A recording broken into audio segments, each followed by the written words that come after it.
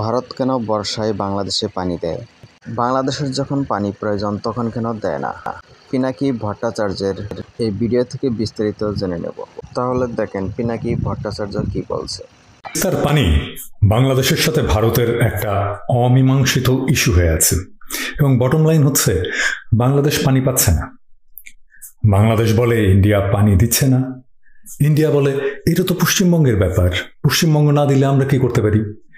আর পশ্চিমবঙ্গের মুখ্যমন্ত্রী মমতা ব্যানার্জি বলছেন তিস্তায় তো জলই নাই, দেব কিভাবে, আপনি তোরসার জল নিয়ে যান। মমতা ব্যানার্জির কথা সত্য, তিস্তার পানির প্রবাহ পশ্চিমবঙ্গে যা থাকার কথা ছিল তার 16 ভাগের মাত্র 1 ভাগ আসছে। তার মানে ডেডলক। মমতা ব্যানার্জি কখনো নিজের রাজ্যের স্বার্থবিরোধী কিছু করবেন না, করতে পারেন না। উনি তো তিস্তার পানি বাড়াতে পারবেন না। তাহলে সলিউশন কি?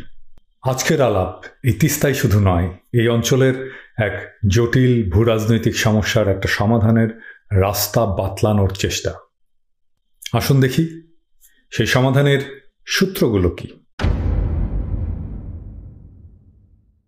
তিস্তার পানি শুধু বাংলাদেশের জন্যই প্রয়োজনীয় না, তার দরকার আছে পশ্চিমবঙ্গেরও, বাংলাদেশের চাইতে বেশি।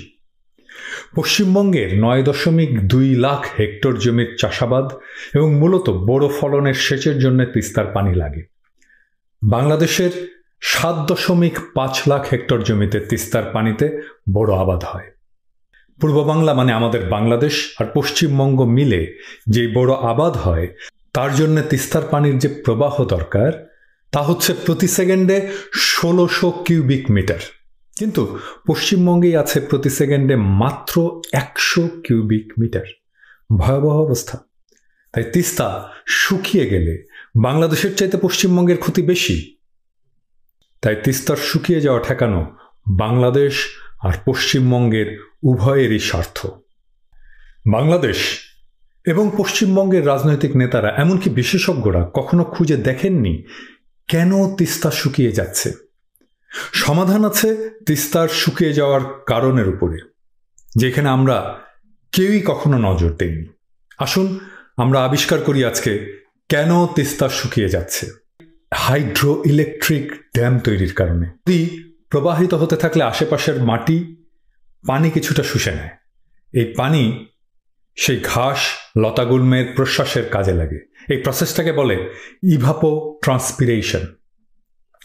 একটা স্বাভাবিক নদীকে বাধাহীনভাবে চলতে দিলে নদীর পানি প্রকৃতিতে মিশে যায় মূলত ইভাপো ট্রান্সপিরেশনের মাধ্যমে। এর মাধ্যমে নদীর অববাহিকায় নদীর প্রবাহের পানির একটা অংশ ধরেও রাখে। ইভাপো ট্রান্সপিরেশনে নদীর পানি অতি সামান্য পরিমাণে হারায়। কিছুটা নদীর পানি বাষ্পীভূত হয়, যে পানিটা নদীর সারফেসে থাকে, মানে এইখানে। যখন আপনি হাইড্রো ইলেকট্রিক প্রজেক্ট বানাবেন তখন আপনি নদীতে বাদ দিয়ে পানির রিজার্ভার বানাবেন। সেই পানি আপনি একটা সরু চ্যানেল দিয়ে টারবাইনের উপরে ছাড়বেন। যখন বিপুল পানি টারবাইনে পড়বে তখন তার টারবাইনকে ঘুরাবে এবং তার ডায়নামোকে ঘুরাবে এবং বিদ্যুৎ উৎপাদিত হতে থাকবে। আমাদের কাপ্তাই লেক আসলে একটা রিজার্ভার। কর্ণফুলী নদীতে বাদ দিয়ে এমন রিজার্ভার তৈরি করেছি আমরা।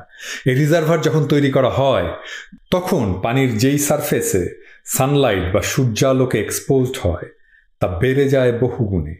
এই যে দেখেন, আমি পাশাপাশি দুইটা অবস্থার চিত্র দিচ্ছি। বাম পাশে স্বাভাবিক নদী, যেখানে যতটুকু এরিয়া থেকে পানির বাষ্পীভবন হয় দেখুন, আর ডান পাশে হাইড্রো ইলেকট্রিক প্রজেক্টের রিজার্ভার, কতটুকু এরিয়া থেকে বাষ্পীভবন হয় দেখুন। এর ফলে পানিটা ফিরে নদীর বুকে পড়লেও পানির পরিমাণ ক্রমাগত কমতে থাকে। থার্মো ইলেকট্রিক পাওয়ার প্ল্যান্টে মানে কয়লা বা গ্যাস পুড়িয়ে যেখানে বিদ্যুৎ উৎপাদন করা হয় সেখানে পানি ফুটিয়ে বাষ্প করে টারবাইন ঘোরানো হয়। হাইড্রো ইলেকট্রিক প্রজেক্টে 1 কিলোওয়াট বিদ্যুৎ উৎপাদনের জন্য 22 গ্যালন পর্যন্ত পানি শুকিয়ে ফেলতে হয়। আর 1 কিলোওয়াট থার্মো ইলেকট্রিক বিদ্যুৎ তৈরি করতে মাত্র আধা গ্যালনেরও কম পানি শুকাতে হয়। এবারে আসুন আমরা দেখি তিস্তায় হাইড্রো ইলেকট্রিক প্রজেক্ট কতগুলো। তিস্তায় ভারত সরকারের মোট 20টা হাইড্রো ইলেকট্রিক প্রজেক্ট করার পরিকল্পনা করেছে। এর মধ্যে 5টা ইতিমধ্যেই হয়ে গেছে আর 15টা নির্মাণের নানা পর্যায়ে আছে।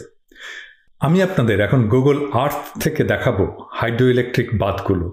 প্রথমটা হচ্ছে এইটা,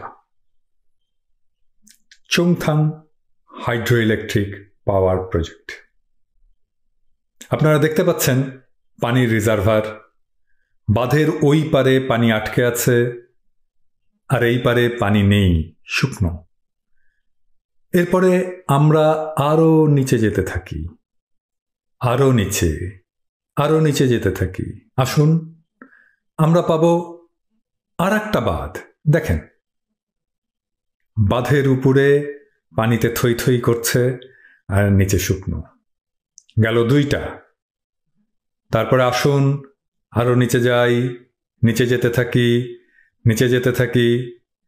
আপনারা যেতে যেতেই বুঝতে পারবেন পানির উচ্চতা বাড়ছে নদীতে। তার মানে এটা আর একটা রিজার্ভারের শুরু। আর কিছু পরেই দেখবেন আর একটা বাঁধ।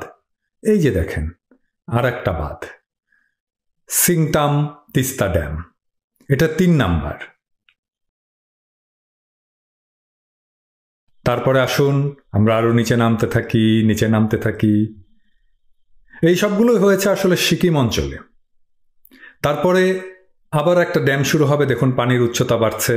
এই যে দেখুন আর একটা ড্যাম, তিস্তা লো ড্যাম 3। এটা 4 নাম্বার হলো। এরপরে আরো নামতে থাকি, তিস্তার গতিপথ ধরে আরো একটা ড্যাম, তিস্তা লো ড্যাম 4। এইটা 5 নাম্বার। তারপরে এই যে দেখুন, এটা হচ্ছে সেভক ব্রিজ। আমি গেছি এখানে, দারুণ প্রাকৃতিক দৃশ্য এই জায়গাটায়, শিলিগুড়ির কাছে। তাহলে আমরা 5টা ড্যামই দেখলাম। এরপরে এই যে বিশাল ড্যাম, এটা আসলে ব্যারেজ, এটা গজলডোবা ব্যারেজ। এইটা করেছে পশ্চিমবঙ্গ সরকার। মানে পানি বাংলাদেশে আর ঢুকতে পারবে না। আর একটু পরেই বাংলাদেশের সীমান্ত। এইখান থেকে পানি ডাইভার্ট করে নেওয়া হয়েছে এই পথে। এই যে দেখুন, এই পথে, ছোট চ্যানেল, এই পথে। এই পানি যাবে বিহারে। আমরা দেখতে থাকি, দেখবেন এই তিস্তার পানির বদৌলতে চারিদিক সবুজ হয়ে গেছে। বিহারের উষর এলাকায় ফসল হয়েছে। এই হলো তিস্তার ইতিহাস। গজলডোবা দিয়ে পানি যা আসছে তা ইন্ডিয়ান মিডিয়ার হিসাবে প্রত্যাশিত 16 ভাগের 1 ভাগ। এটা পরিকল্পিত 20টা হাইড্রো ইলেকট্রিক প্রজেক্টের 1/4, মানে 4 ভাগের 1 ভাগ তৈরি হওয়াতেই এই অবস্থা। আর এখন বাকি 15টা তৈরি হলে কি তিস্তা আর থাকবে? এমনকি গজলডোবা দিয়েও কি পশ্চিমবঙ্গ পানি পাবে না। এইটাই পশ্চিমবঙ্গের স্বার্থ। এটাকেই মমতা ব্যানার্জির কাছে তুলে ধরতে হবে। ওনাকে বোঝাতে হবে কেন তিস্তায় পানি আসছে না, কেন তিস্তা শুকিয়ে যাচ্ছে। তাই তিস্তার মৃত্যু ঠেকানো পশ্চিমবঙ্গ এবং বাংলাদেশের উভয়েরই স্বার্থ। এটা শুধু পানি নয়, খাদ্য নিরাপত্তার প্রশ্নও জড়িত। এই ক্রিটিক্যাল মোমেন্টে মমতা ব্যানার্জির ভূমিকা শুধু তিস্তা নদী নয়, এই অঞ্চলে হিন্দু মুসলমান সম্পর্ককে একটা নতুন উচ্চতায় নিয়ে যেতে পারে। কিভাবে? আসুন আমরা আবার দেখি। বাংলাদেশ আর পশ্চিমবঙ্গকে যৌথভাবে দিল্লিকে চাপ দিতে হবে হাইড্রো ইলেকট্রিক প্রজেক্ট বন্ধ করে দেওয়ার জন্য, এবং চূড়ান্ত লক্ষ্য হবে যে বাঁধগুলো অলরেডি তৈরি হয়ে গেছে সেগুলো ভেঙে দেওয়া। এছাড়া তিস্তাকে বাঁচানো যাবে না। আমাদের সিদ্ধান্ত নিতে হবে এই 2 দেশের খাদ্য নিরাপত্তাকে মারাত্মক ঝুঁকির মধ্যে ফেলে আমরা জলবিদ্যুৎ চাই কিনা। হ্যাঁ, অবশ্যই সিকিম বলতে পারে, ভারত বলতে পারে যে আমাদের বিদ্যুতের কি হবে, যে বিদ্যুৎ আমরা এখান থেকে উৎপাদন করতাম। Fair question. এটা নিয়ে অবশ্যই আমরা আলাপ করতে পারি এবং একটা ন্যায্য সমাধান বের করা সম্ভব। সেটা আজকের আলোচনার বিষয় না। যদি এটা নিয়ে আলোচনা অগ্রসর হয় তাহলে নিশ্চয়ই আমরা এটার একটা সমাধান বের করতে পারব। মমতা ব্যানার্জি যদি এই লড়াইয়ের নেতৃত্ব দেন তবে তা এই অঞ্চলের ভূ রাজনীতিকে পাল্টে দেবে। কিভাবে? প্রথমত, পূর্ব আর পশ্চিমবঙ্গ যা মূলত বাংলাভাষী হিন্দু এবং মুসলমানের প্রতীক, বাংলাভাষী হিন্দু এবং মুসলমানের আবাসভূমি, তা ঐতিহাসিকভাবে কাছাকাছি আসবে। একটা সাধারণ স্বার্থের লড়াই, একটা রাজনৈতিক লড়াই। আর দ্বিতীয় বিষয়টা কি সেটা বলার আগে আমি মমতা ব্যানার্জিকে দৃষ্টি দিতে বলবো সিন্ধু সভ্যতার ইতিহাস, যেখানে নদীতে বাঁধ দিয়ে তৈরি হওয়া তুঙ্গস্পর্শী কৃষি সভ্যতার পতন হচ্ছে। কারণ নদীতে বাঁধ দিতে দিতে নদীগুলো মরে যাচ্ছে, দুর্ভিক্ষ আর খরায় সিন্ধু সভ্যতা ধ্বংস হয়ে যাচ্ছে। তখন ওই অঞ্চলের মানুষেরা বিদ্রোহ করে শাসকের বিরুদ্ধে। একটার পর একটা বাঁধ ভেঙে দিতে থাকে। এই বিদ্রোহের নেতা ছিলেন দেবরাজ ইন্দ্র। সেই বিদ্রোহের নেতাকে মানুষ এতই পবিত্রতা আরোপ করেছিল যে তাকে দেবতাদের রাজা বানিয়েছিল। সেই বিদ্রোহের ইতিহাস, বাঁধভাঙার ইতিহাসই লেখা আছে ঋগ্বেদে।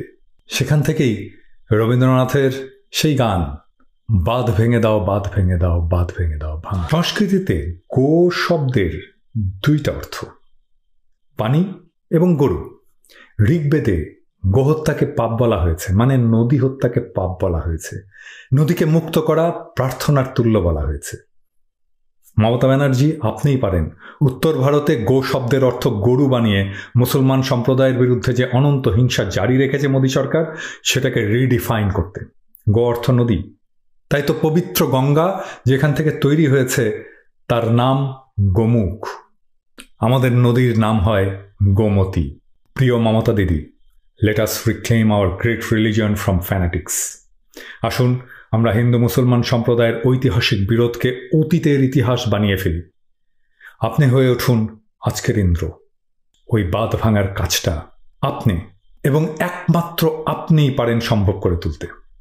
আসুন আমাদের পূর্বপুরুষের দেখানো পথে আমাদের পবিত্র ধর্মের আদর্শ উজ্জীবিত হয়ে ইতিহাসের এই সন্ধিক্ষণে, এই শতাব্দীর সবচেয়ে গুরুত্বপূর্ণ রাজনৈতিক অর্জনে এই বাঁধগুলো যখন বর্ষার সময় অতিরিক্ত পানি ধরে রাখতে পারে না, তখন বাংলাদেশের দিকে ছেড়ে দেয়। আর দ্বিতীয়ত, বাঁধের কারণে অবশিষ্ট পানি তাদের চ্যানেলের মাধ্যমে বিহারে নিয়ে যায়। পিনাকি ভট্টাচার্যের মতো একজন দেশপ্রেমিক এই মুহূর্তে বাংলাদেশে খুবই প্রয়োজন। আপনার মতামত কি অবশ্যই কমেন্টে জানাতে পারেন।